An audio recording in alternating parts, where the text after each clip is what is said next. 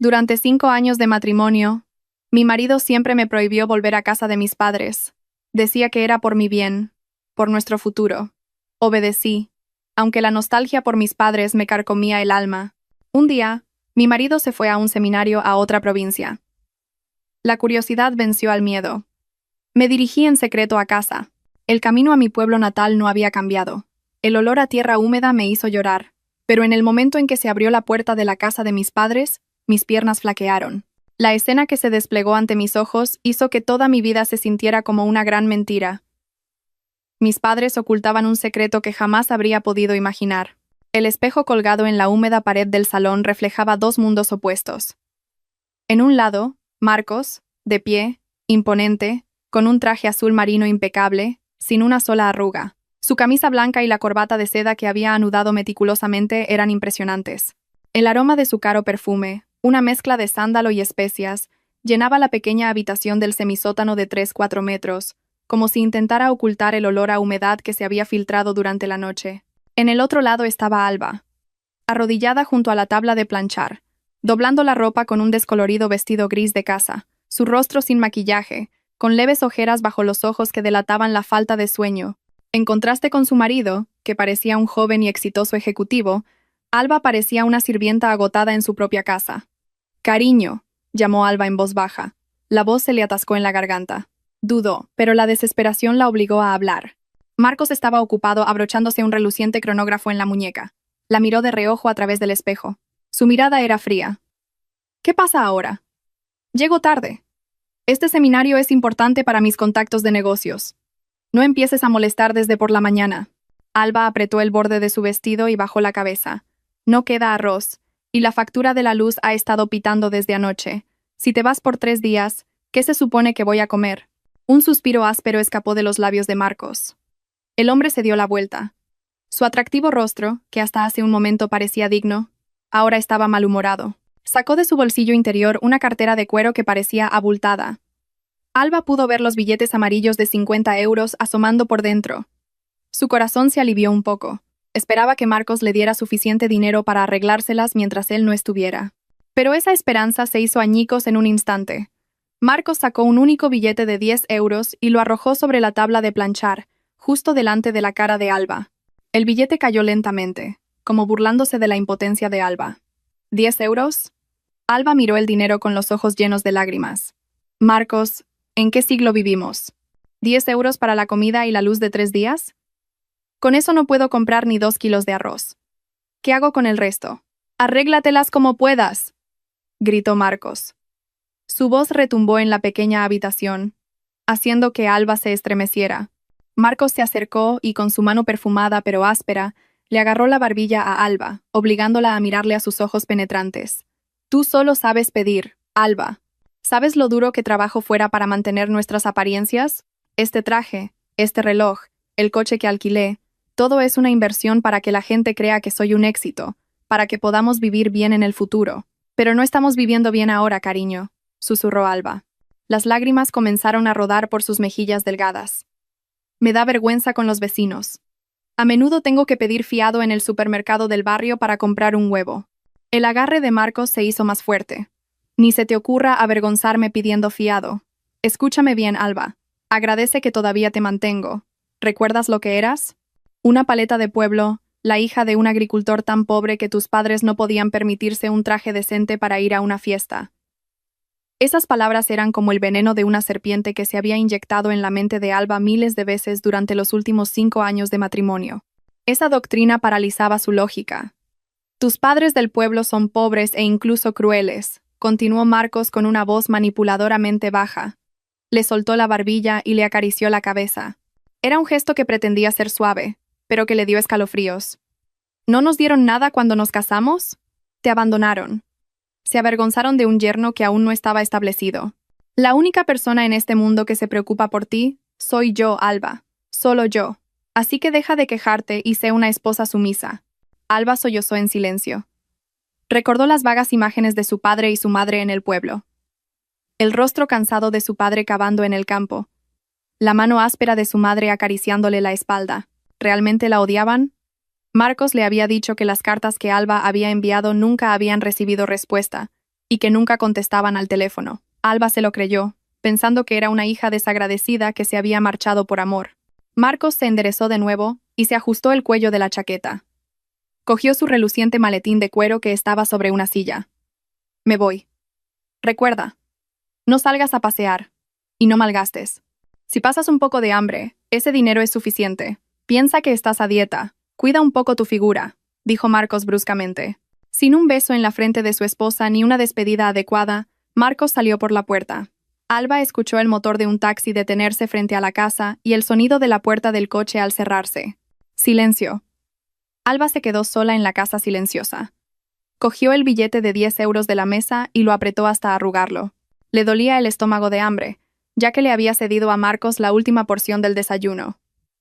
Afuera, su marido parecería un joven y respetado millonario. Mientras tanto, aquí, detrás de las paredes de la casa del semisótano con la pintura desconchada, Alba se sentía como una prisionera que moría lentamente de soledad y culpa. Tras la marcha de Marcos, el silencio que envolvía el semisótano se sentía aún más asfixiante que cuando su marido estaba presente. Alba se sentó aturdida en el borde de la cama, mirando fijamente el billete de 10 euros en la palma de su mano, que ahora parecía tan miserable. El tic-tac del viejo reloj de pared sonaba como el martillo de un juez contando los últimos alientos de su vida en esta ciudad. El hambre volvió a retorcerle el estómago. Pero en su pecho había un dolor mucho más amargo. Un presentimiento repentino, como si una mano invisible le estrujara el corazón. Alba intentó mantenerse ocupada. Con 5 euros recargó el contador de la luz, y en la tienda de al lado compró 1 litro de arroz y 2 huevos. Le quedaba poco dinero, apenas lo suficiente para comprar espinacas y tofu mañana. Durante todo el día, limpió la casa ya limpia, fregó las ventanas ya transparentes, haciendo cualquier cosa para ahuyentar la ansiedad que, por alguna razón, se intensificaba a medida que el sol se inclinaba hacia el oeste. Pero el rostro de su madre, a quien en su memoria seguía llamando Mamá Lola, no dejaba de aparecer ante sus ojos. Por la noche, una fuerte lluvia cayó sobre el techo de chapa, creando un ritmo ruidoso que ocultaba los sollozos de Alba antes de dormir. Se acurrucó bajo la delgada manta, durmiendo con una toalla alrededor de la cabeza como si estuviera lista para partir en cualquier momento, a pesar de estar sola. El cansancio finalmente la llevó al mundo de los sueños, pero ese sueño no le trajo paz. En el sueño, Alba estaba de pie en medio de un campo de maíz seco. A lo lejos vio la figura de su madre, arrodillada sobre la tierra agrietada. Llevaba los viejos pantalones de trabajo que usaba para ir al campo, pero su rostro estaba bañado en lágrimas. Alba, vuelve. La voz de su madre llegó débilmente, arrastrada por el fuerte viento. Mamá te echa de menos. ¿Por qué te has olvidado de mamá? Mamá está enferma. Alba quiso correr y abrazar a su madre, pero sus pies se sentían pesados, como si estuvieran clavados en el suelo. Cuanto más intentaba dar un paso, más se alejaba la figura de su madre, desvaneciéndose en una espesa niebla, dejando solo un llanto desgarrador. «Vuelve, Alba, antes de que mamá se vaya». «¡Mamá!». Alba se despertó jadeando. Un sudor frío le empapaba las sienes y el cuello, filtrándose en el interior de la toalla. Su corazón latía violentamente, al mismo ritmo que los truenos que retumbaban fuera. Se tocó las mejillas. Estaban mojadas, no por la lluvia, sino por sus propias lágrimas. El reloj de pared marcaba las 2 de la madrugada. Ese sueño era demasiado vívido para ignorarlo. Durante los últimos 5 años, Alba había creído ciegamente las palabras de Marcos, de que sus padres la odiaban. Pero esta noche, esa lógica se derrumbó ante el innegable vínculo entre madre e hija. Su madre, que siempre le daba el muslo de pollo más grande, no podía haberla abandonado tan fácilmente. Algo tenía que haber pasado en su pueblo. El miedo a la ira de Marcos de repente pareció insignificante en comparación con el miedo a perder la oportunidad de ver a su madre. Alba se levantó de la cama. Su decisión era firme como una roca. Tenía que volver. El permiso de Marcos no importaba. Alba se acercó sigilosamente al armario. Apartó un montón de ropa vieja de Marcos en el estante inferior y tanteó en el rincón oscuro del armario. Sus dedos tocaron una vieja lata de galletas oxidada. Con manos temblorosas, sacó la lata. Este había sido su pequeño secreto durante los últimos 3 años. Cada vez que le sobraban monedas de la compra o el cambio de su escasa asignación, lo metía ahí. Marcos no tenía ni idea de la existencia de este humilde tesoro. Vació el contenido de la lata sobre la cama. El tintineo de las monedas de 50 céntimos y 1 euro llenó la habitación, mezclado con el sonido de unos pocos billetes viejos de 2 y 5 euros. Alba contó el dinero rápidamente. Sus dedos separaban hábilmente las monedas y los billetes. En total, 150 euros. Era una cantidad ajustada, muy ajustada. La última vez que recordaba, el billete de autobús interurbano costaba unos 40 euros. El dinero restante apenas alcanzaba para el autobús urbano hasta la estación y una botella de agua. No había dinero para regalos, ni para comprar algo delicioso por el camino. Pero para Alba, estas monedas eran su billete a una libertad temporal. Sin perder tiempo, Alba cogió una bolsa de tela descolorida. Metió sus dos mejores vestidos. Uno de ellos era un vestido granate con las mangas ligeramente desgastadas. Y cogió un par de pañuelos. Para este viaje, decidió llevar un vestido azul marino holgado y un pañuelo ancho del mismo color. Esperaba que los colores oscuros la ayudaran a pasar desapercibida de las miradas indeseadas en la estación más tarde. Después de rezar una oración en silencio para calmar su corazón, Alba estaba lista. Metió las monedas y los billetes viejos en un pequeño monedero y lo escondió en lo profundo del bolsillo interior de su vestido. Se aseguró de que estuviera a salvo de los carteristas. Miró por última vez el semisótano. Se sentía culpable por marcharse sin el permiso de su marido. Para ella, educada para ser sumisa, era un gran pecado. Pero el rostro lloroso de su madre en el sueño borró esa vacilación. Lo siento, Marcos. Pero antes que tu esposa, soy la hija de mi madre, susurró al espacio vacío. Alba abrió la puerta principal con cuidado para no hacer ruido. El aire frío de la madrugada le pinchó la piel del rostro. El cielo aún estaba oscuro, pero el pulso de la ciudad comenzaba a oírse débilmente. Cerró la puerta con llave y la escondió debajo de una maceta marchita junto a la ventana. Era el lugar que siempre usaban cuando uno de los dos olvidaba la llave. A paso rápido, Alba abandonó el patio del semisótano y se dirigió hacia la calle principal, atravesando la niebla del amanecer. Cada paso que daba la alejaba de la prisión que Marcos había construido y la acercaba a la verdad que había estado oculta durante tanto tiempo. Su corazón latía violentamente. Una mezcla de miedo al futuro y una nostalgia hirviente. No sabía a qué se enfrentaría en su pueblo. ¿A la condena, como decía Marcos? ¿O a un cálido abrazo, como en su sueño? Lo único que sabía era que ya no podía dar marcha atrás. El primer autobús hacia el este salía en 1 hora, y Alba tenía que estar en él. El viaje de 6 horas en el viejo autobús interurbano sin aire acondicionado se sintió como una tortura interminable. Alba estaba apretujada en un asiento junto a la ventana que traqueteaba violentamente. Cada vez que el autobús pasaba por los baches de las carreteras comarcales, el olor a sudor y humo de tabaco de los pasajeros masculinos de atrás, mezclado con el nauseabundo olor a diésel, le provocaba arcadas varias veces. Pero Alba soportó todas las molestias en silencio. Abrazaba con fuerza el bolso que tenía sobre las rodillas, como si fuera un salvavidas en medio de un mar embravecido. El vestido granate de algodón que llevaba ya estaba arrugado y pegajoso en la espalda. Su pañuelo negro ya no estaba ordenado. Tuvo que recolocar varias veces el broche en su hombro, que se había torcido por los empujones de otros pasajeros que se abrían paso por el pasillo. En su mente se libraba una guerra interna entre el miedo a la furia de Marcos y una profunda preocupación por el bienestar de su madre. Cada kilómetro que pasaba el autobús la alejaba más de la ciudad y al mismo tiempo la acercaba a un pasado que había ignorado durante mucho tiempo por vergüenza. «Parada del cruce, prepárense para bajar», gritó el cobrador del autobús, colgado de la puerta trasera abierta. Alba salió de sus pensamientos. El cruce era la parada más cercana a su pueblo. Se levantó rápidamente, abriéndose paso entre un grupo de vendedores ambulantes que acababan de subir. Con las piernas entumecidas, bajó del autobús con dificultad. Cuando sus pies tocaron el suelo polvoriento, el aire cálido y húmedo de las tierras bajas, tan familiar, la recibió. El viejo autobús arrancó de nuevo, soltando una nube de humo negro, y Alba se tapó la nariz con el borde de su pañuelo, tosiendo. Cuando el humo se disipó, Alba se quedó helada en su sitio. Sus ojos recorrieron los alrededores con una expresión de confusión. Su recuerdo de este lugar de hace 5 años era un cruce tranquilo con una destartalada parada de taxis con goteras. Antes, el camino que entraba al pueblo era un camino de grava sin asfaltar, que se convertía en un barrizal resbaladizo cada vez que llovía. Era la razón principal por la que Marcos siempre se negaba a ir a su pueblo, por miedo a ensuciar sus caros zapatos. Pero ahora el paisaje ante sus ojos era completamente desconocido. El camino de grava había desaparecido, reemplazado por una lisa carretera de asfalto negro. Incluso tenía líneas blancas nítidas pintadas en los bordes. La destartalada parada de taxis tampoco existía. En su lugar había una moderna tienda de conveniencia con puertas automáticas de cristal que reflejaban el sol de la tarde. ¿Es este mi pueblo?, murmuró Alba con incredulidad.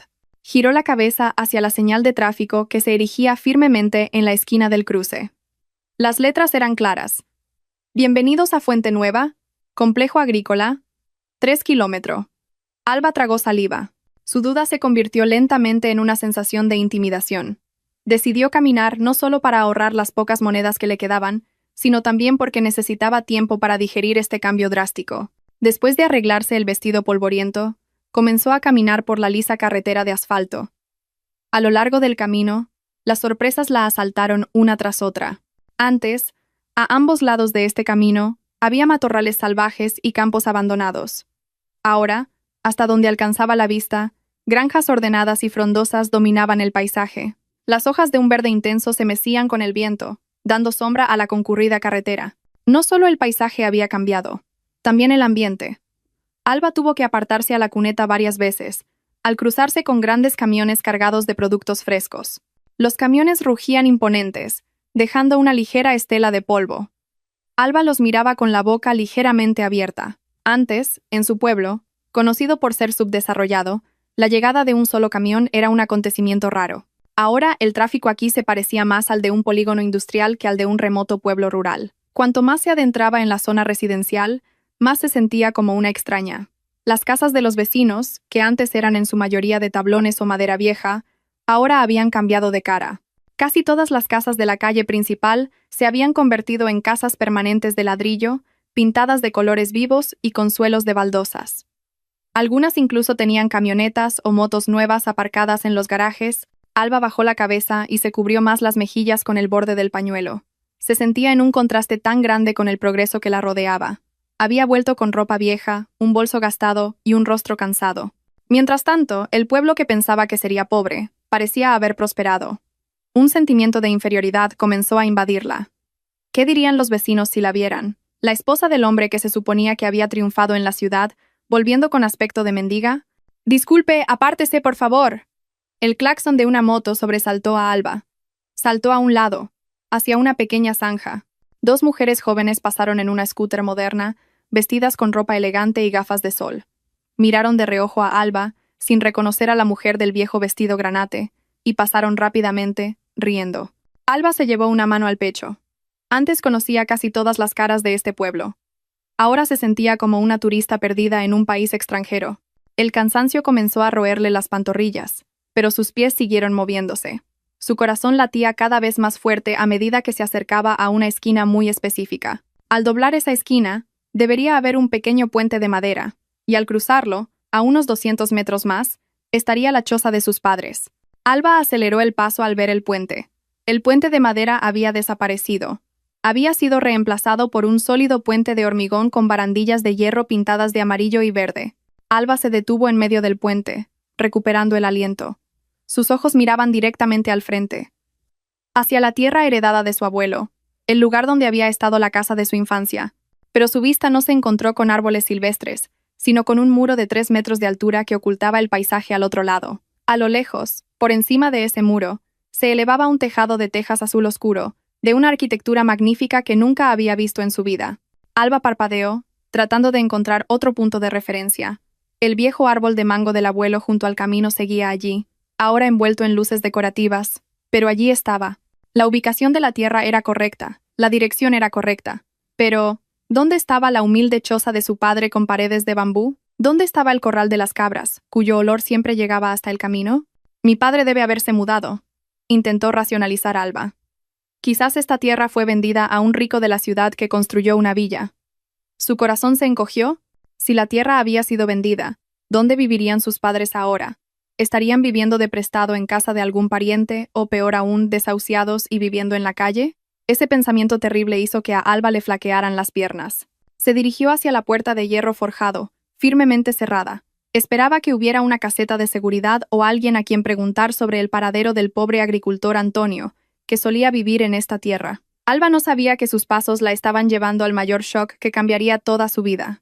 El sol abrasador de la tarde caía directamente sobre la cabeza de Alba, calentando el asfalto negro bajo sus pies calzados con unas finas zapatillas. Pero el calor que quemaba la piel no era nada comparado con el frío que le recorría la espalda mientras permanecía inmóvil frente a la imponente puerta de hierro. Alba intentó una vez más hacer coincidir los recuerdos en su cabeza con la vista que tenía delante. Estaba 100% segura. No se había equivocado de camino. A la izquierda del camino, seguía en pie el viejo árbol de mango con su tronco curvado. Solía trepar a él cuando era niña.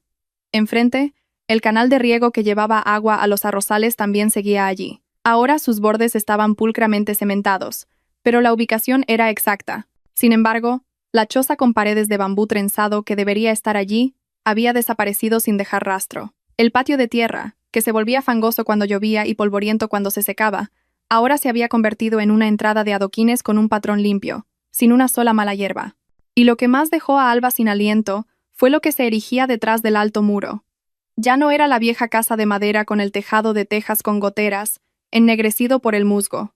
En su lugar, se alzaba un magnífico edificio blanco de 2 plantas, con enormes pilares de hormigón que recordaban la arquitectura clásica europea. Las ventanas eran grandes y altas, cubiertas con cristales oscuros que reflejaban el cielo de la tarde.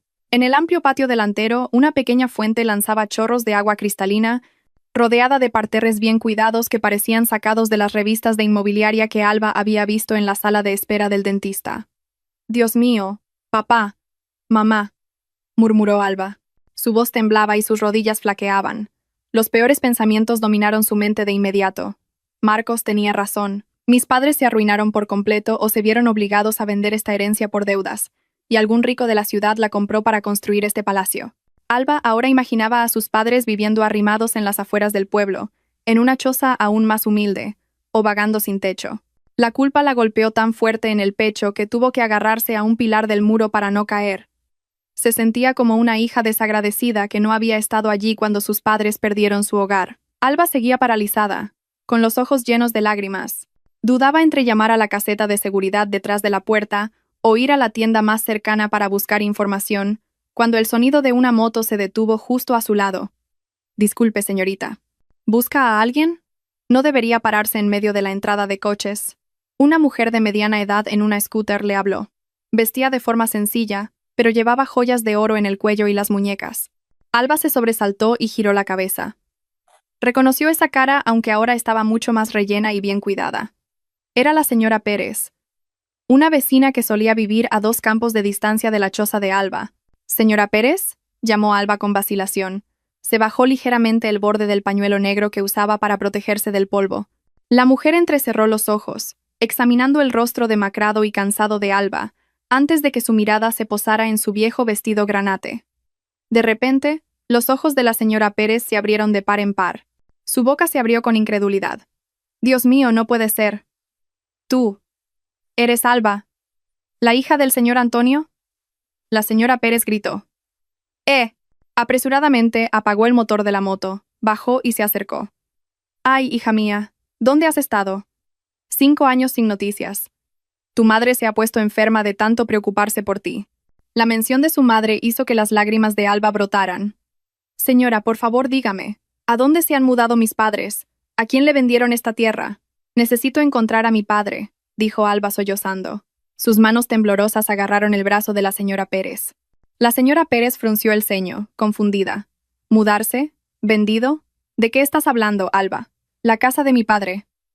Alba señaló con su mano temblorosa el imponente palacio más allá de la puerta de hierro. «La choza de mi padre ya no está». Esa es la casa de algún rico, ¿verdad, señora?» «¿Desalojaron a mi padre?» «Sí». Hubo un momento de silencio. La señora Pérez miró a Alba con una extraña mezcla de compasión e incredulidad. Entonces, la mujer soltó una pequeña risa. Una risa que sonaba amarga. «Alba, Alba, ¿de verdad no sabes nada o finges no saber?». La señora Pérez negó con la cabeza. Agarró a Alba por los hombros y la giró para que mirara directamente al magnífico edificio. «Esa es la casa de tu padre. Ese es el palacio del señor Antonio García».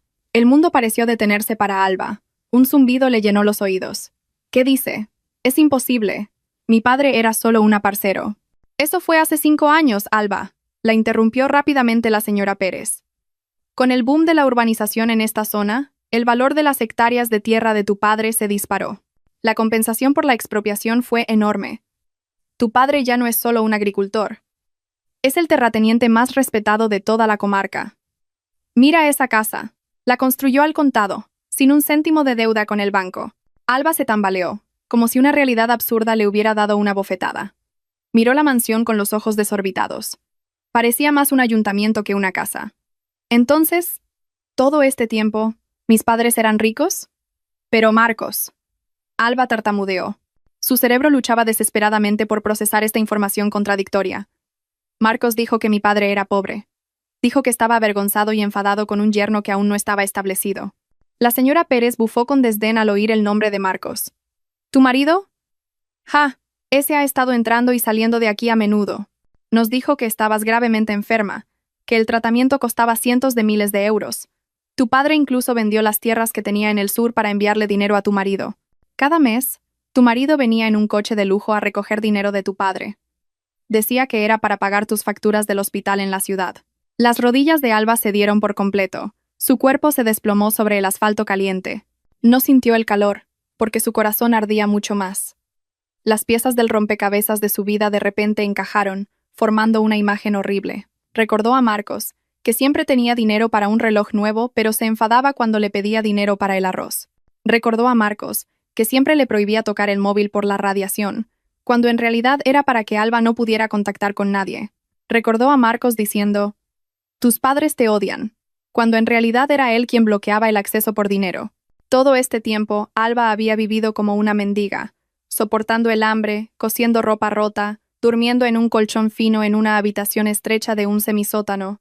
Mientras tanto, el dinero que por derecho debería haber sido suyo, el dinero ganado con el sudor de su padre, era utilizado por Marcos para presumir y crear una falsa imagen de hombre de éxito. Dios mío.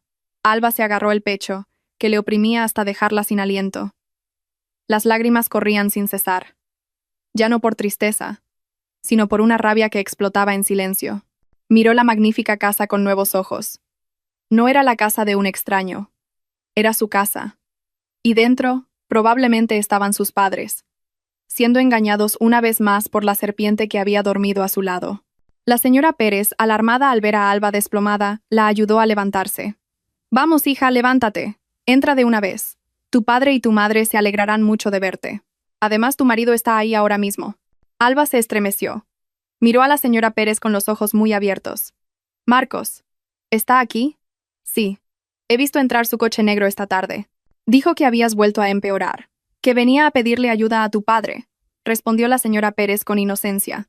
La sangre de Alba hirvió hasta la coronilla. La impotencia desapareció en un instante. Reemplazada por una adrenalina ardiente, Marcos dijo que iba a un seminario de negocios. Resultó que estaba aquí, mendigando dinero en nombre de una Alba moribunda. Alba se puso de pie. Se secó las lágrimas bruscamente con el borde de su pañuelo. Su rostro, que hasta hace un momento estaba lleno de dudas, ahora se endureció. Se arregló el polvoriento vestido granate, se ajustó el bolso en la espalda y miró la alta puerta con una mirada penetrante que nunca antes había tenido. «Gracias, señora», dijo Alba con frialdad pero con firmeza. Sin esperar la respuesta de la vecina, Alba se dirigió hacia la puerta del palacio de su padre. No entraría como una mendiga, entraría como la dueña que venía a cobrar una deuda de verdad. Alba se paró frente a la imponente puerta de hierro negro con una mezcla de emociones. El frío del metal en su palma contrastaba con la sangre que le hervía en las venas. Levantó la vista hacia las iniciales doradas AG de Antonio García, grabadas en la parte superior de la puerta. Las letras brillaban bajo el sol de la tarde, como si se burlaran de Alba, que había vivido recogiendo migajas a la sombra de una falsa pobreza. Dentro de la caseta de seguridad, construida como un pequeño puesto de avanzada, un hombre con uniforme azul marino estaba sentado ociosamente, escuchando la radio. Alba reconoció esa figura, aunque ahora con más barriga. Era Miguel, un amigo de la infancia que solía ayudarla a trepar a las moreras. Alba golpeó la puerta de hierro con una piedra que recogió del suelo, produciendo un sonido claro que rompió el silencio de aquella zona residencial de lujo. «¡Un momento! ¡Un momento!», gritó Miguel desde dentro de la caseta, saliendo con cara de fastidio por haber sido interrumpido en su descanso vespertino. Entrecerró los ojos al ver la figura de una mujer con un viejo vestido granate y un pañuelo ancho de pie fuera de la puerta. «Lo siento, señora. No aceptamos donaciones». La mufiramollada mujer completa entrecerró los ojos al ver la figura. «Si viene a pedir, vaya a la iglesia que está más adelante». El corazón de Alba se encogió. Incluso su amigo de la infancia ya no la veía más que como una mendiga. Su apariencia, demacrada por el largo viaje y una vida de dificultades, Había borrado por completo cualquier rastro de la Alba que una vez fue conocida como la flor del pueblo. «Miguel», llamó Alba en voz baja pero firme. Se bajó ligeramente el borde del pañuelo, revelando todo su rostro. «Soy yo, Alba». Miguel se sobresaltó tanto que casi se le cae la gorra.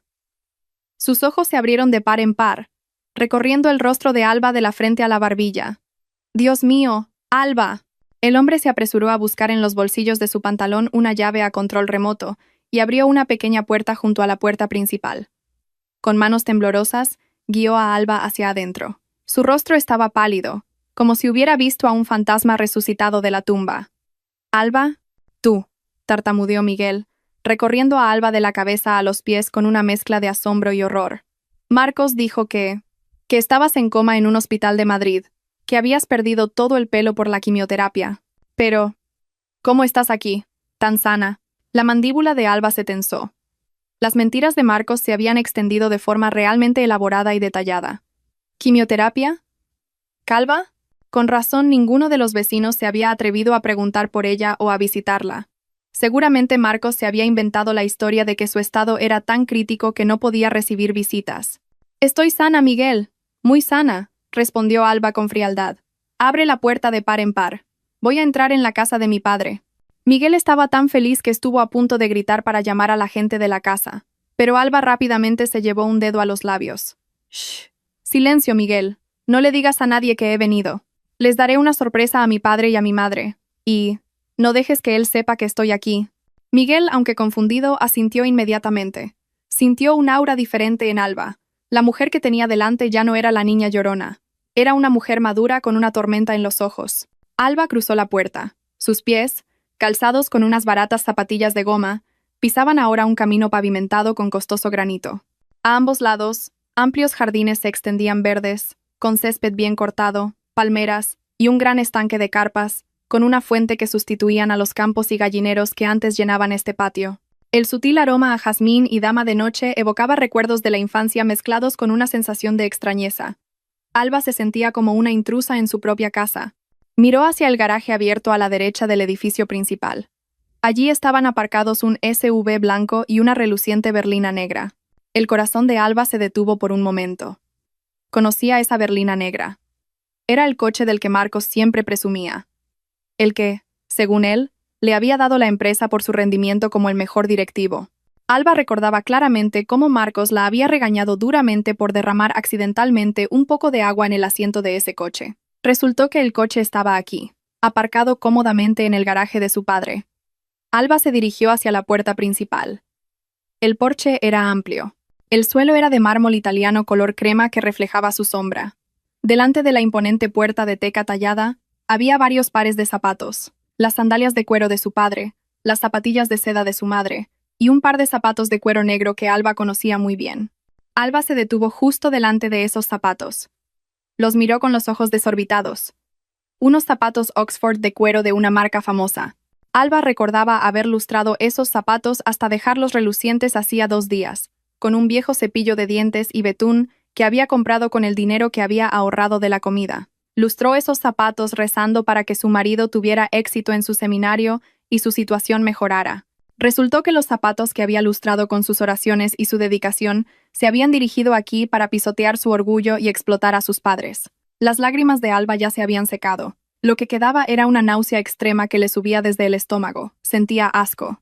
Asco de esos zapatos. Asco de su dueño. Y asco de su propia estupidez por haber estado ciega de amor durante los últimos 5 años.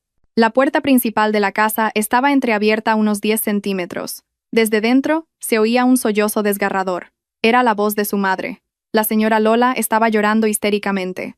Y entre ese llanto, se oía una voz de barítono suave, educada y manipuladora. La voz de Marcos. Alba se acercó a la rendija de la puerta y contuvo la respiración.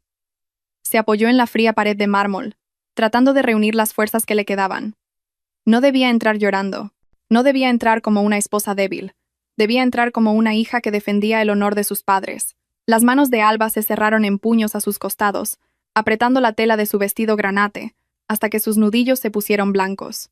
Dentro se estaba representando la obra más cruel, y Alba estaba preparada para bajar el telón de la manera más dolorosa. La rendija de la puerta de teca entreabierta Era una mirilla al escenario del drama más espantoso que Alba había presenciado en su vida. Conteniendo la respiración que le llegaba a la garganta, Alba entrecerró los ojos y acercó su rostro, medio oculto por el borde de su pañuelo negro, al marco de la puerta.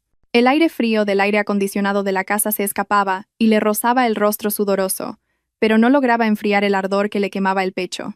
La escena en el interior era deslumbrante, en contraste con el oscuro destino que había sufrido Alba. El salón era casi 3 veces más grande que su habitación del semisótano. El suelo ya no era de cemento frío, sino de mármol blanco con vetas doradas que reflejaban la luz de la enorme araña de cristal del techo. En las paredes colgaban imponentes cuadros de paisajes enmarcados en oro. Sofás de cuero marrón oscuro estaban dispuestos ordenadamente, y en el centro, una mesa baja de cristal con un jarrón de flores frescas. Pero esa opulencia se sentía vacía debido a la densa atmósfera de tristeza que envolvía la habitación.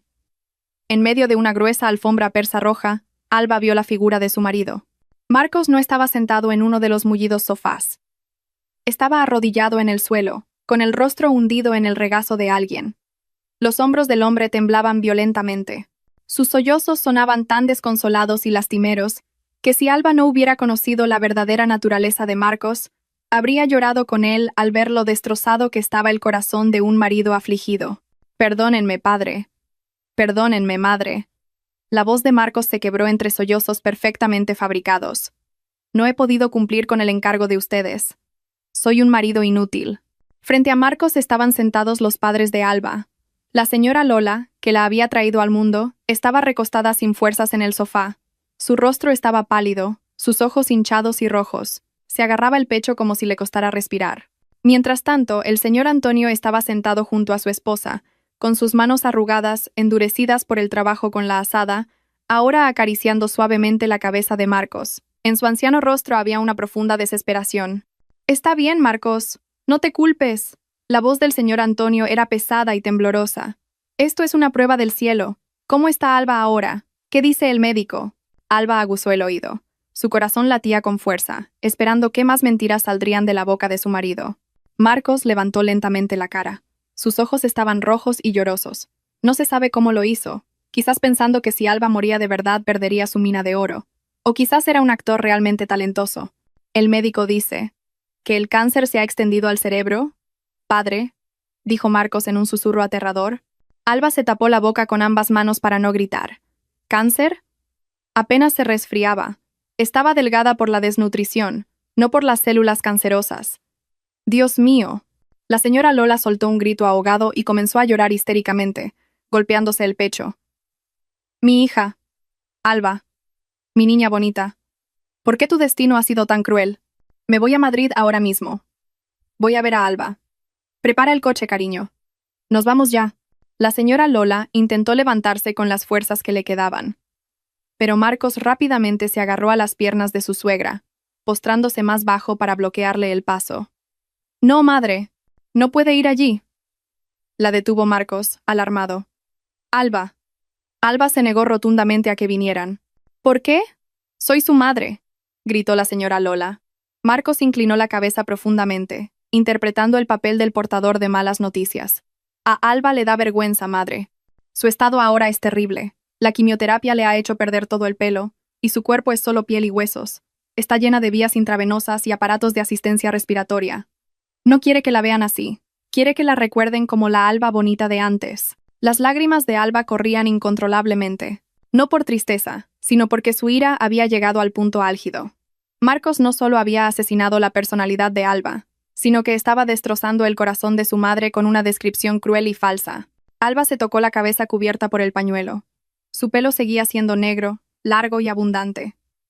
Se le caía a menudo por el estrés y los champús baratos, pero ahí estaba. Su cuerpo estaba delgado, pero todavía tenía fuerzas para caminar varios kilómetros hoy.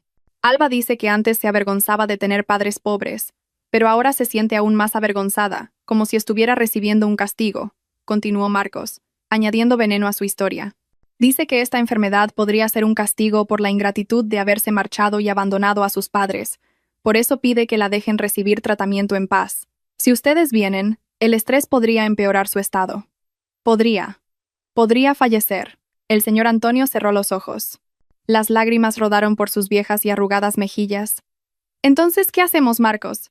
Tenemos dinero, lo tenemos todo ahora, pero no podemos ni tocar a nuestra propia hija. Marcos respiró hondo, como si reuniera valor para decir las palabras más difíciles. Hay una forma, padre. Un especialista de Singapur ha propuesto un trasplante de médula ósea y una neurocirugía de emergencia esta noche. La tasa de éxito es alta, pero Marcos se detuvo, dejando que la tensión se apoderara de la habitación. ¿Pero qué? Dilo, lo apremió el señor Antonio. El coste. Hay que pagarlo por adelantado y en efectivo, padre. El hospital no quiere correr riesgos. El coste es de 500.000 euros. Yo he vendido mi coche anterior y he hipotecado la casa que me quedaba de la herencia de mis padres.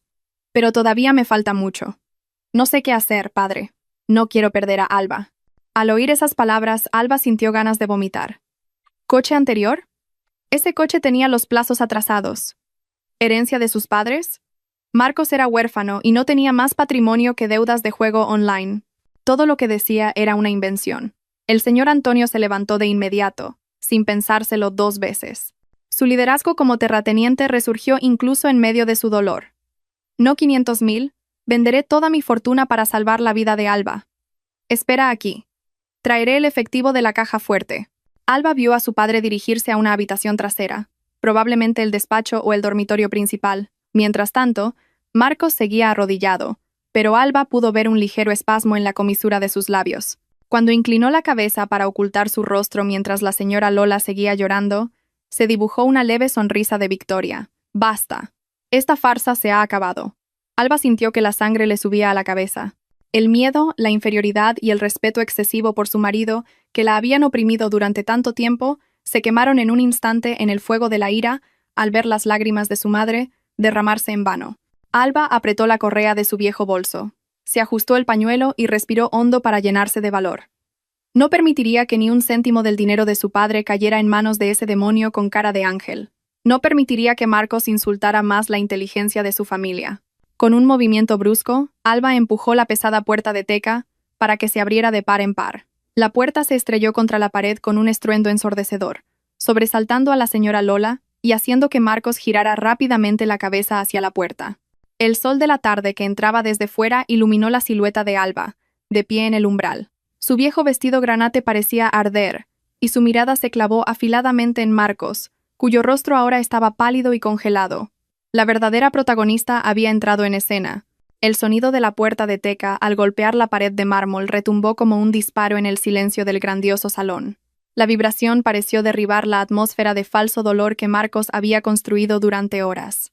En el sol de la tarde que entraba a la fuerza por la puerta abierta, motas de polvo danzaban, creando la silueta de una mujer que se mantenía erguida, sin aliento. La señora Lola, que lloraba histéricamente, se cayó de inmediato. Con la boca abierta, entrecerró los ojos hinchados, tratando de ver a través de la luz cegadora quién era el intruso maleducado que se atrevía a irrumpir en la casa del respetado terrateniente. Mientras tanto, Marcos, que estaba de espaldas a la puerta, saltó sorprendido. Sus hombros se tensaron, pero no se dio la vuelta de inmediato. Su primer instinto fue de irritación por ver interrumpida su escena de profundo dolor por lo que supuso era un sirviente descuidado o un invitado sin modales. «¿Quién anda ahí?», gritó Marcos sin volverse. Su voz aún conservaba restos del llanto fingido, pero el tono estaba lleno de una autoridad forzada. «¡Qué falta de respeto! Estamos de luto aquí». Alba no respondió. Entró, paso a paso. El sonido de sus zapatillas de goma arrastrándose por el frío suelo de mármol sonaba ras, ras, un sonido que contrastaba fuertemente con el lujo que la rodeaba. Dejó la puerta abierta de par en par detrás de ella, dejando que el viento de la tarde trajera el olor a tierra mojada, el olor de la realidad que barrería el caro y falso perfume de su marido. Justo en ese momento, la puerta del despacho trasero se abrió.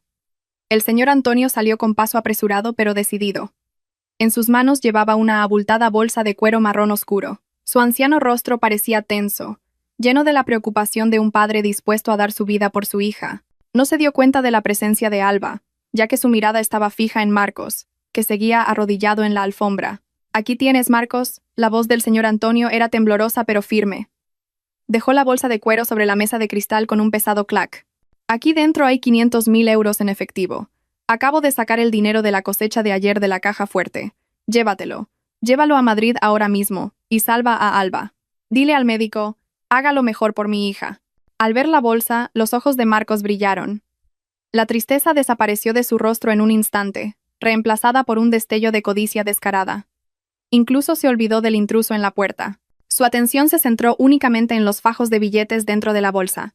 Billetes que se convertirían en un nuevo coche deportivo, un reloj de lujo o un billete de avión a un país extranjero con otra mujer. Mientras Alba se marchitaba en su estrecho semisótano comiendo arroz con sal. Gracias, padre. Muchas gracias. Marcos se arrastró de rodillas. Su mano temblorosa se extendió para agarrar el asa de la bolsa de cuero. ¡No toques ese dinero! Un grito agudo cortó el aire y detuvo el tiempo. La mano de Marcos se congeló en el aire a escasos centímetros de la bolsa de cuero.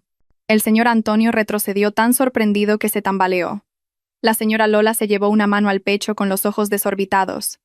Esa voz, ese acento, ese temblor, no era la voz de una extraña. Alba salió de la sombra del contraluz. Ahora la araña de cristal del salón iluminaba su rostro con claridad. Su viejo vestido granate, su pañuelo negro torcido, su rostro sin maquillaje pero enrojecido por la ira contenida, todo era evidente. Se plantó en medio de la habitación, de frente a su padre, a su madre y a su marido. «Guarda ese dinero, papá», dijo Alba de nuevo. Esta vez su voz era más baja, pero cortante como un cuchillo. Sus ojos atravesaron directamente las pupilas borrosas de su padre. «Guarda tu dinero. Tu hija no necesita cirugía. No tiene un tumor cerebral. Tu hija está perfectamente sana». Silencio. Durante unos segundos, un silencio espeluznante reinó en la habitación. Los cerebros de las personas en la habitación luchaban por procesar la anomalía que había ocurrido. El primero en reaccionar fue Marcos.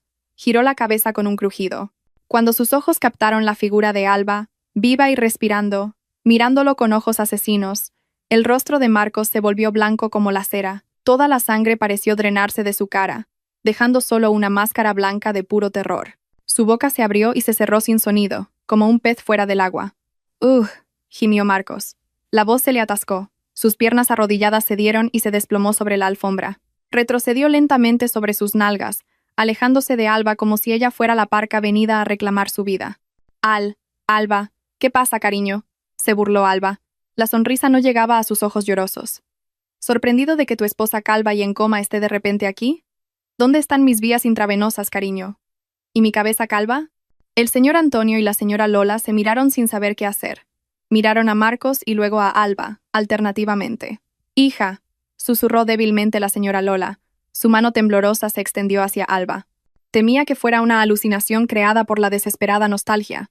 «¿Tú? ¿Eres tú de verdad, Alba?». «Mi hija». Alba se volvió hacia su madre, y en ese momento, el muro de su fortaleza se agrietó. Las lágrimas asomaron a sus ojos. «Sí, mamá. Soy Alba. He vuelto. Pero tu marido dijo que estabas grave en Madrid», tartamudeó el señor Antonio. Su dedo señaló a Marcos, que ahora sudaba a mares. «Dijo que te avergonzabas de tus padres del pueblo. Que no querías vernos». Alba negó con la cabeza enérgicamente. Se acercó a la mesa y se interpuso entre Marcos y el montón de dinero. Miró a su padre con ojos heridos. «Es mentira, papá. Todo es mentira». Alba señaló la cara de Marcos, que ahora estaba profundamente inclinada y no podía mirar a nadie. «Fue Marcos quien me prohibió volver a casa durante los últimos 5 años. Dijo que papá y mamá me odiaban. Dijo que papá nos había echado por avergonzarse de un yerno pobre. He estado encerrada en un semisótano estrecho, papá. Con la comida racionada, sin poder tocar el móvil, obligada a vivir en la pobreza. No sabía que te habías hecho tan rico. No sabía que todo este tiempo Marcos venía aquí a recoger dinero». Alba respiró hondo, conteniendo un sollozo que amenazaba con estallar. Miró la bolsa de cuero con el dinero con ojos de asco. «Esos 500.000 euros no son para mi cirugía, papá. No he tosido ni una vez este mes. Marcos está sano, y yo estoy sana. Él iba a usar ese dinero para vivir a lo grande en la ciudad. Mira su reloj, papá. Mira sus zapatos relucientes. Todo comprado con tu dinero». Mientras yo en casa compartía un huevo para 2. Marcos intentó levantarse. Su astuto instinto de supervivencia comenzó a funcionar. Sabía que estaba acorralado, pero intentó darle la vuelta a los hechos. «Padre, madre, no la crean», gritó Marcos, aterrorizado. Su voz se quebró agudamente. Señaló a Alba con mano temblorosa. «Esa mujer. No es Alba. ¿Es alguien enviado por alguien o Alba ha perdido la cabeza?» «Sí, el cáncer se le ha extendido al cerebro y está alucinando. Se ha escapado del hospital. Ha perdido la memoria. Padre, No escuchen a una loca. Callat. Quien gritó no fue Alba, sino la señora Lola. La anciana, que hasta hace un momento parecía frágil y enferma, de repente se levantó del sofá, con una fuerza que nadie sabía de dónde había sacado. Corrió hacia adelante, ignorando el dolor de sus rodillas, y abrazó el cuerpo de Alba con fuerza. Le tocó la cara, los hombros, la espalda delgada. Le apartó ligeramente el pañuelo para ver el pelo negro de su hija, todavía intacto. Mi hija está cuerda, mi hija está sana. Hasta su olor a sudor es el de mi hija, gritó la señora Lola, llorando a lágrima viva mientras abrazaba a Alba. Tú eres el loco, Marcos. Tú eres el demonio. ¿Mi hija calva? ¿Mi hija avergonzada de su madre? Resulta que fuiste tú quien nos separó. El cálido abrazo de su madre derribó las últimas defensas de Alba. Se aferró a su madre y derramó toda la nostalgia y el dolor de los últimos 5 años en el hombro de la mujer que más amaba. Mientras tanto, el señor Antonio seguía paralizado cerca de la mesa. Su rostro, que había estado lleno de preocupación, cambió lentamente. Los rastros de tristeza desaparecieron, reemplazados por una aterradora línea roja de ira. Miró la bolsa con los 500.000 euros, y luego a Marcos, que ahora estaba sentado sin fuerzas en su cara alfombra como un montón de basura. Las manos ancianas del señor Antonio se apretaron con tanta fuerza que las venas sobresalieron. Su respiración era pesada y agitada. El terrateniente se dio cuenta de que casi había entregado su fortuna a un ladrón que había tomado a su propia hija como rehén, y para un padre no hay mayor pecado que hacerle daño a su hija. Marcos retrocedió aún más, hasta que su espalda chocó contra la pata de la mesa. Miró a su suegro con ojos aterrorizados. Sabía que no solo su obra había terminado, sino que el propio escenario se había incendiado con él dentro. El señor Antonio no blandió su bastón contra el cuerpo de Marcos.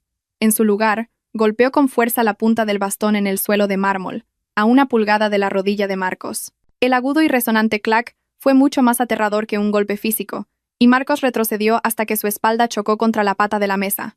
«Levántate», ordenó el señor Antonio. Su voz ya no temblaba de dolor, sino que estaba llena de una autoridad pesada y absoluta. Era la voz de un terrateniente acostumbrado a dirigir a cientos de trabajadores agrícolas.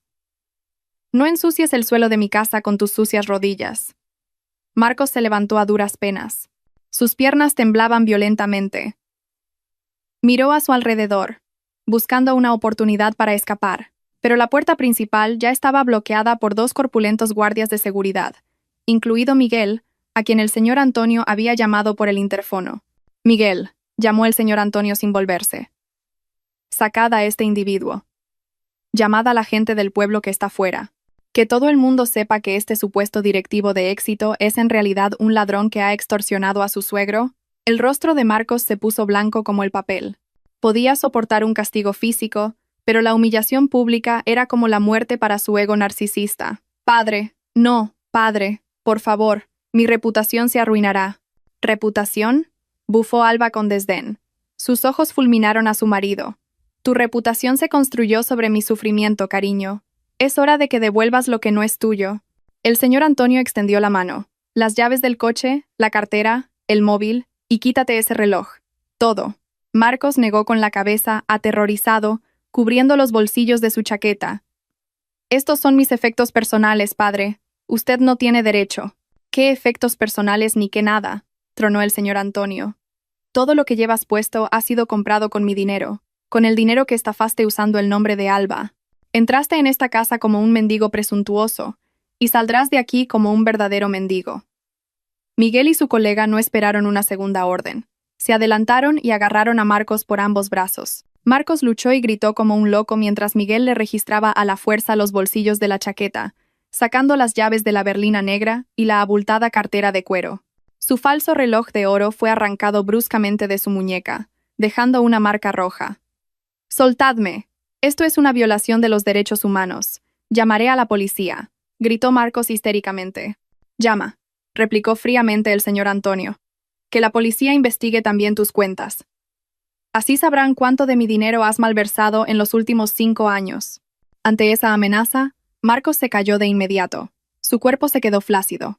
Se dejó llevar dócilmente mientras lo arrastraban a la fuerza desde el fresco salón hasta el caluroso porche. El drama de la expulsión no terminó en el porche.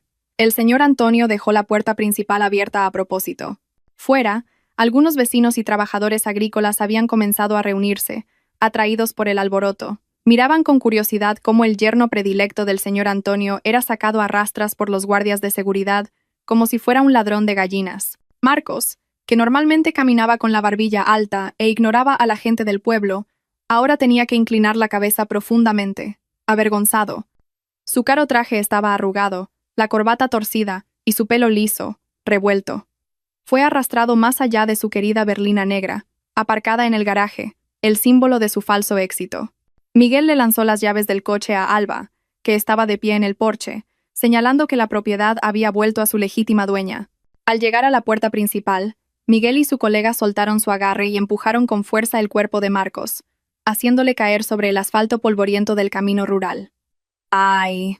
Gimió Marcos mientras sus rodillas y palmas se raspaban contra el asfalto. Luchó por levantarse, mirando con ojos desorbitados el imponente palacio que acababa de vomitarlo. Detrás de la alta puerta de hierro, Alba estaba de pie entre sus padres. El rostro de la mujer era inexpresivo, sin una pizca de compasión. «No vuelvas a poner un pie en las tierras de este pueblo, Marcos», dijo el señor Antonio en voz alta. Su voz se oyó claramente por las decenas de aldeanos que observaban. «Si vuelvo a ver tu sombra cerca de mi hija, no esperes volver entero sobre tus dos piernas». Alba dio un paso adelante, mirando al que ahora era su exmarido, tan patético en el camino. «Vuelve a tu ciudad, cariño. Busca otra presa si puedes.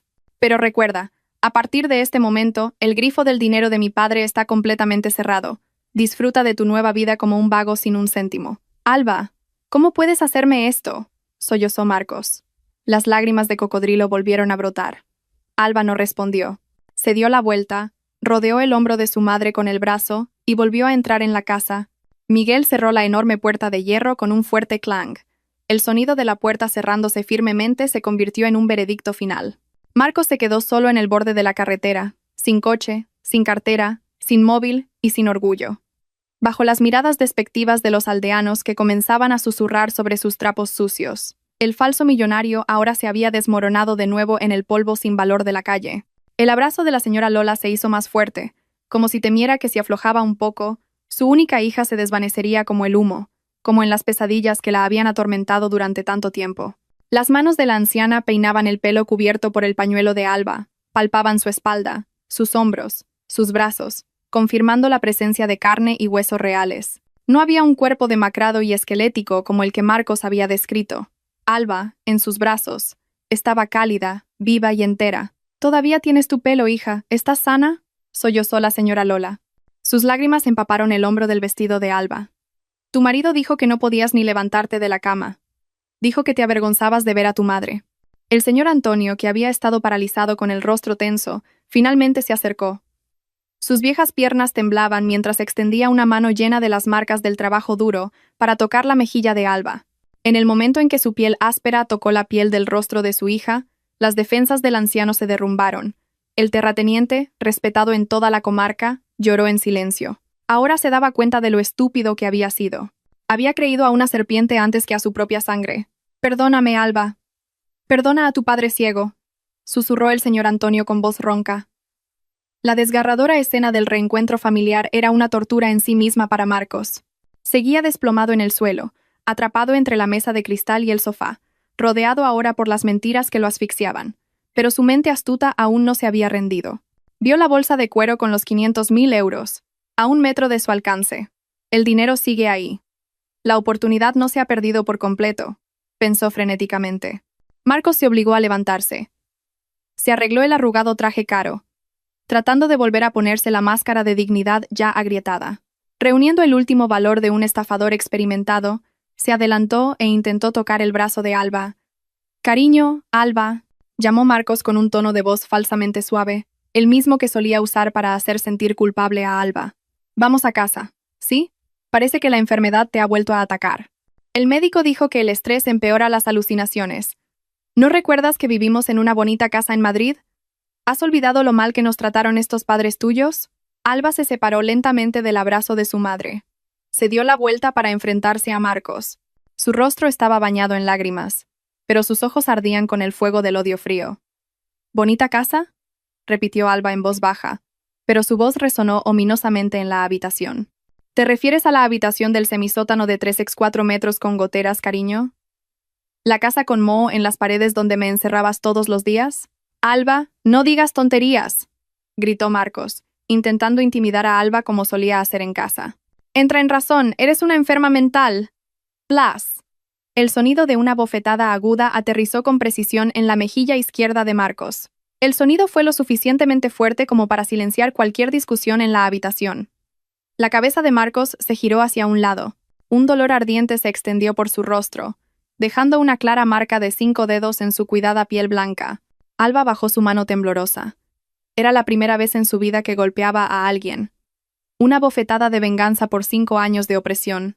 El enfermo mental eres tú, cariño, gritó Alba, desatando la lava de ira que había reprimido en el volcán de su pecho. Que tengo cáncer. Que estoy calva. ¿Para qué? Por este dinero. Alba arrebató bruscamente la bolsa de cuero de la mesa, la abrió y volcó su contenido. Fajos de billetes rojos se esparcieron por el suelo, rodeando los pies de Marcos. Mirad, papá. Mirad, mamá. Alba señaló el dinero y luego a Marcos.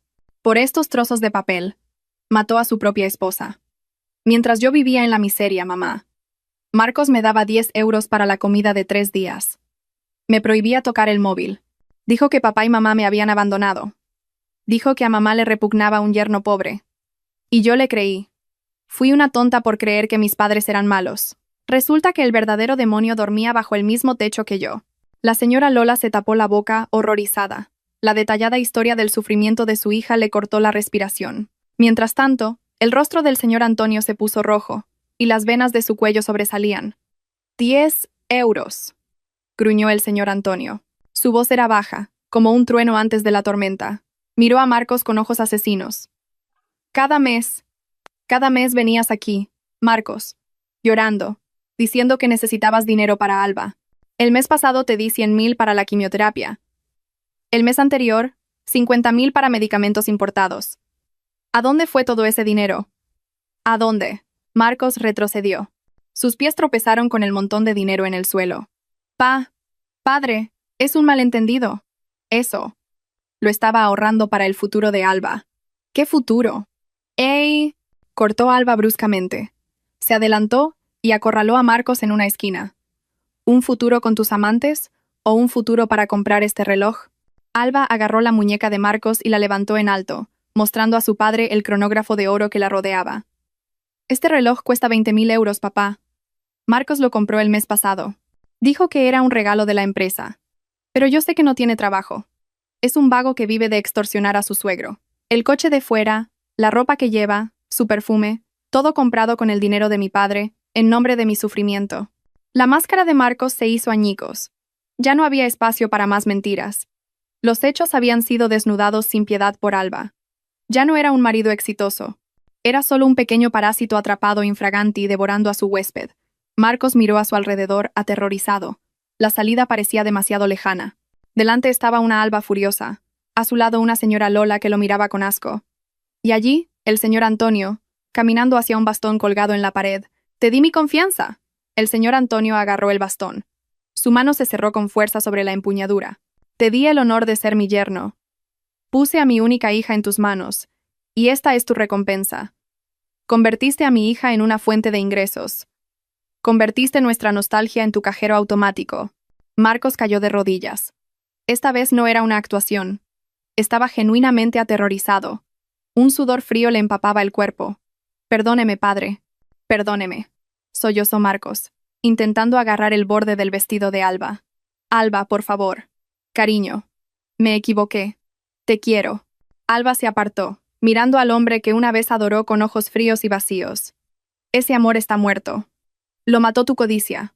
Tu amor es falso, cariño. Como tus lágrimas». En medio de esa grandiosa habitación, que se convirtió en testigo mudo de un crimen cruel, Marcos finalmente se dio cuenta de que lo había perdido todo. No solo los 500.000 euros esparcidos por el suelo, sino también su orgullo y su libertad. El falso millonario era ahora solo un prisionero, esperando el veredicto del juez más temido. Un padre con el corazón destrozado.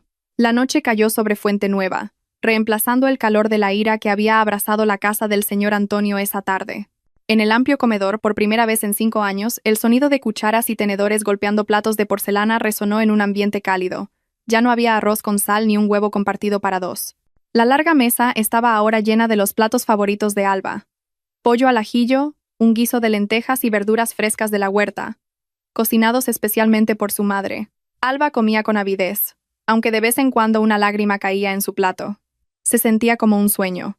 Estaba sentada en una silla mullida, con un suave vestido de seda de su madre que le sentaba perfectamente, rodeada de las dos personas que más amaba en el mundo. «Come mucho, hija», le dijo suavemente la señora Lola, poniendo más pollo en el plato de Alba. «Estás demasiado delgada. Nunca más dejaré que pases hambre». El señor Antonio miraba a su hija con ojos tiernos. El aura feroz que tenía cuando echó a Marcos había desaparecido, reemplazada por la mirada de un padre arrepentido. «Mañana mismo iniciaremos los trámites de tu divorcio. He contactado al mejor abogado de la comarca. No tendrás que volver a ver a ese hombre en un tribunal. El abogado se encargará de todo». Alba dejó la cuchara y asintió lentamente. «Perdonadme, papá, mamá. Fui una tonta. Creí que erais malas personas». «No es culpa tuya, hija», la interrumpió el señor Antonio con firmeza. «Esa serpiente tiene una lengua bífida. Lo importante es que ahora has vuelto. Toda esta fortuna, esta finca, esta casa, la hemos amasado para ti. Eres la única heredera, Alba. Tienes que ser fuerte e inteligente, para que ningún hombre se atreva a subestimarte de nuevo». Después de la cena, Alba entró en su nuevo dormitorio. La habitación era espaciosa, con una lujosa cama king size y vistas al jardín lateral. Sobre el tocador estaba su viejo móvil, el anticuado teléfono con la pantalla rota que Marcos había vigilado tan estrictamente. Alba lo cogió, y de repente la pantalla se iluminó. Había un mensaje de texto de un número desconocido. «Cariño, soy yo. He pedido prestado el móvil de alguien en una tienda. Por favor, cariño. No tengo dinero para volver a casa. Estoy durmiendo en la caseta de seguridad. Lo siento, me equivoqué. Cambiaré. Por favor, no te divorcies de mí». Alba leyó el mensaje sin expresión. Antes, un mensaje tan suplicante la habría ablandado y hecho sentir culpable. Pero esta noche, su corazón era de piedra. No veía amor en ese mensaje, solo veía el miedo de un parásito que había perdido a su huésped. Alba salió al balcón de la habitación. El viento nocturno le acarició el rostro, trayendo el fresco aroma de la libertad. Abajo, las luces del jardín estaban bellamente encendidas, iluminando el palacio que ahora era su fortaleza protectora. Con un movimiento tranquilo, Alba abrió la tapa trasera del móvil, sacó la batería y luego la tarjeta SIM. Esa pequeña tarjeta era el último símbolo del control que Marcos había tenido sobre su vida. Alba partió la tarjeta SIM en dos con un satisfactorio clic. Arrojó los pedazos rotos a una papelera en la esquina del balcón. Con ese gesto, arrojó también todos los recuerdos amargos de su astuto marido, la estrecha habitación del semisótano con goteras y la versión débil de sí misma. Alba miró el cielo estrellado. Respiró hondo y luego exhaló lentamente, con una leve sonrisa.